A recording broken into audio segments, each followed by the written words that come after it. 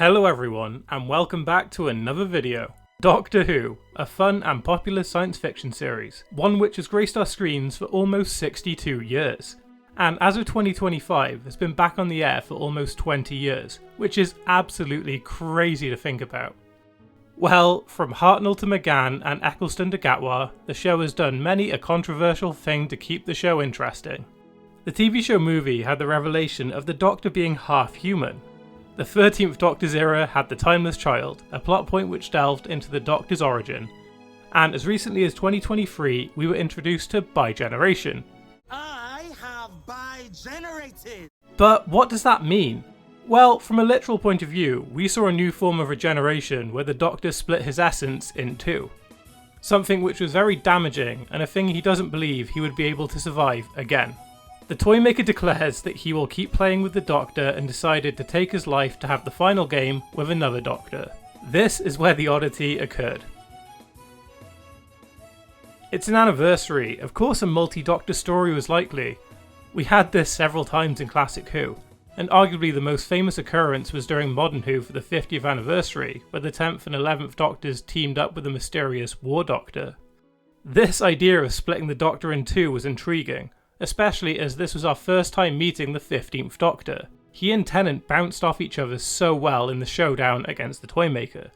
This Bi-Generation was a great vehicle to make this multi-Doctor format fresh and new for the audience, a true celebration of 60 years on screen. And had the 14th Doctor fallen and regenerated back into 15 at the end of the episode, then it would have been, in my opinion. So how does this phenomenon work? From what I've gathered online, it all related back to the Salt in Wild Blue Yonder. The 14th Doctor ignites superstition at an influential point in the universe, a trick to aid himself in the plot, but one with dire consequences going forward. This act allowed the Toymaker and the other Pantheon gods to access their reality once more. As 15 has said, the act of Bi-Generation is a myth. It's likely something that was told to young children on Gallifrey. An idea, but one nobody ever thought would come to light. The Toymaker's influence of the world may have been the cause for the split. This, along with the personal stakes for the Doctor, could have pushed this ability. His friends and world are in danger, more danger than they have possibly ever been before. He knows he has to beat this Pantheon god, so all of these factors contribute to the Bi-Generation, which I can somewhat believe. I just think it should have been more indicated throughout the plot. Especially as I like the idea of the 14th Doctor needing to relax and re-energise before facing the universe again. I still think he should have left, but it does feel like a nice way to justify the continuation of this phase. Now, my personal reading of the situation is slightly different. So the Toymaker now has control of the universe. It's all his realm now. The one rule is play. It's how he makes every decision. It's how he manipulates people. He and the Doctor are locked into a game. And you know, two players are bound by one inviolable rule. Best of three. Best of three. To me, it felt like they were bound by something stronger than words. He already declared to the 14th Doctor that they will play their final game in 2023, locking this version of the Doctor into their game. So, by his own logic, the Doctor can't die. The game is still going, so when he fired the galvanic beam, it didn't quite kill him. Well, not in the traditional way. It sliced his being in two.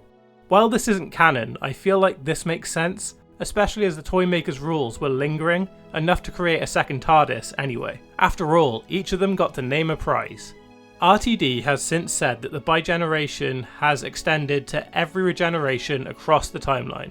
Look, I like the sentiment that every Doctor can exist and live on. It ties nicely into the tales of the TARDIS. It's a kind idea. It's also very damaging to plot arcs. Take the 12th Doctor. He is so burdened with pain that he spends his final hours questioning if he wants to continue. It took an adventure with his youngest self to realise he should. Well, if he and 13 split, then what's the point? It kills some great character work. I think this sort of regeneration works most effectively as a one-off. In all honesty, I think the 14th Doctor needed to regenerate back into 15 or to just fade off screen. For the sake of the giggle and the strong celebration, then I love Bi-Generation as a plot device. Otherwise, it's way too messy, I think. Well, that's just what I thought anyway. I would love to hear what you all think in comments down below.